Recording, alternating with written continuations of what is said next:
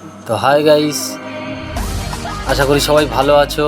আর আজকের একটা ভিডিওতে বিশেষ আলোচনা আছে, যেটা হলো কিনা কার্পেন্টারের কাজ ছাড়া দেখো বিল্ডিংয়ের কাজ কখনো সম্ভব হবে না। এই হচ্ছে মূল কথা। তো দেখো বন্ধুরা, প্রথমে দেখাই এখানে সানশেডের কাজ হচ্ছে, অর্থাৎ আমাদের যে জানালার উপরে যে সানশেড থাকে সেই সানশেডের কাজ হচ্ছে। তো সানশেডগুলো করার জন্য কার্পেন্টারকে অনেকটাই রিস্ক নিতে হয়, তবে সেই তুলনায় ছাদ করার থেকেও কম, তার কারণ যে ভিতরে অনেক কিছু সাপোর্ট থাকে তাই। তো বন্ধুরা, এখানে দেখো এই যে সানশেডের তক্তা মারা হচ্ছে, এখানে তক্তাটা মারতে গেলে লেবেল করে তারপরে আমাদেরকে এই তক্তাগুলো মারতে হয়।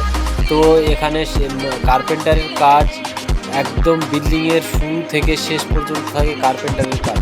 আর সব থেকে রিক্সের কাজ থাকে কার্পেন্টারের।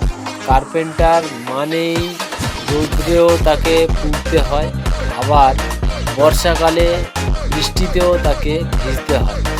কার্পেন্টারের মানে কপালে সবসময়ের জন্যে রোদ আর না হলে বৃষ্টি, এই দুটো সবসময়ের জন্যে ওদের কপালে লেখা আছে। তো কার্পেন্টারের কাজ দেখো বন্ধুরা, কার্পেন্টারের কাজ ছাড়া বিল্ডিং কখনো সম্ভব নয়, বা বাড়ি তৈরি করা কখনো সম্ভব নয়। কার্পেন্টারের কাজের সবথেকে বড় রিস্ক হলো যেটা যে কোনো সময় একটা চোখের পাতা পড়ার আগে একটা পেরেক পায়ের মধ্যে ঢুকে যেতে পারে। তো এমনকি যে তক্তাগুলো বা বাটামগুলো হোক, প্লাইগুলো হোক, যাই হোক না কেন, যাবতীয় কাঠের মধ্যে পেরেক থাকে, অনেকে খিলে বলে, তো পেরেক থাকে, খিলে থাকে, যাই বলি না কেন, সেগুলোকে প্রথমত শাটারিং খোলার পরেই সেগুলোকে পরিষ্কার করতে হয়, সেটাকেও কিন্তু কার্পেন্টারকে করতে হয়। এমনকি শাটারিংকে এগুলোকেই কার্পেন্টারের কাজ বলা হয়। তো শাটারিং করা থেকে আর ওই খোলা পর্যন্ত, খোলার যে শাটারিং খুলতে গেলেও নিচে থেকে হোক আর ভাড়া বেঁধেই হোক, যদি শাটারিং খোলা হয় সেখানেও থাকে রিস্ক, অতিরিক্ত পরিমাণের রিস্ক থাকে সেখানটায়। এই সমস্ত মানে বিল্ডিংয়ের যে কার্পেন্টারের কাজ থাকে তার প্রতিটি মুহূর্তে রিস্ক থাকে।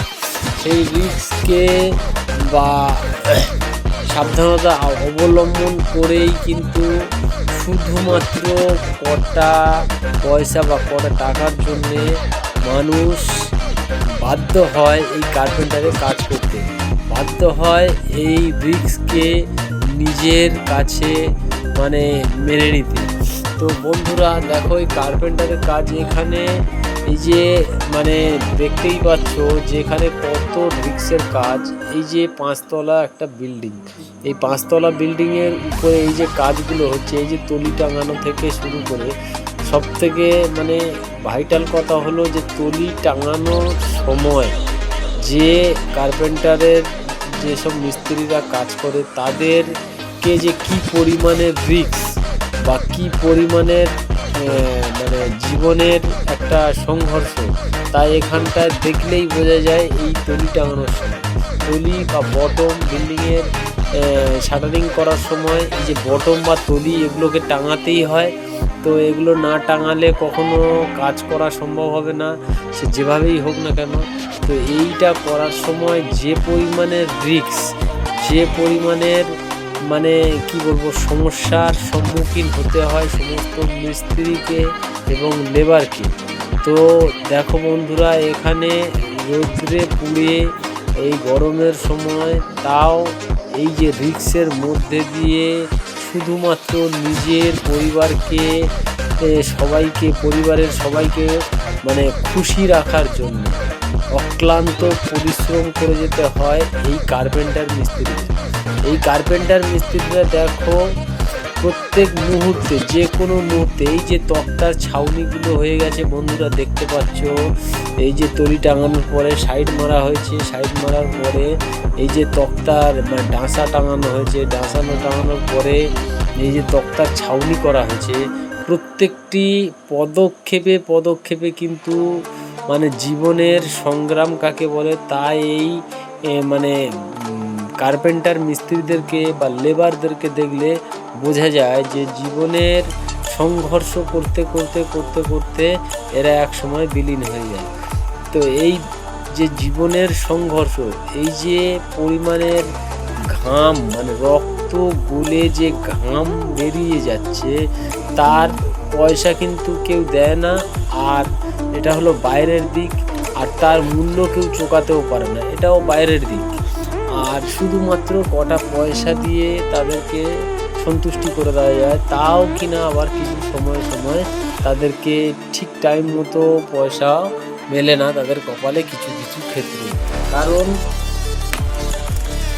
কিছু ক্ষেত্রে কিছু বদমাশ লোকেদের জন্যে এই মিস্ত্রিরা অক্লান্ত পরিশ্রম করে ঘাম ঝরিয়ে রোদ্রে পুড়ে কাজ করার পরেও কিছু লোক থাকে যারা তাদেরকে ঠিকঠাক পয়সা পর্যন্ত দেয় না, পয়সা মেরে দেয়, অর্থাৎ তাদেরকে পয়সা ফাঁকি দেয়। আর দেখো বন্ধুরা, যেটা বলার যে এই যে দেখো, এই যে মিস্ত্রিরা তলির উপরে বা বটমের উপরে বসে আছে, দেখো এটা একটা 5 তলা ভবন। এই যে 5 তলা ভবনের উপর থেকে যে পরিমাণ রিস্ক তারা নিয়ে পরিবার পরিজনদের তার মূল্য আজ পর্যন্ত না পেয়েছে তারা বাইরের থেকে, আর না পায় আত্মীয় স্বজন পরিবার যেখানেই হোক না কেন। তো এই যে পরিমাণের এই শ্রমিকদের জন্য তারা কাজে একটা লাইক দিও, মানে কাজ করতে করতে এগিয়ে আমিও নতুন ভিডিও বানাতে অনুপ্রাণিত হব। Tata, bye bye.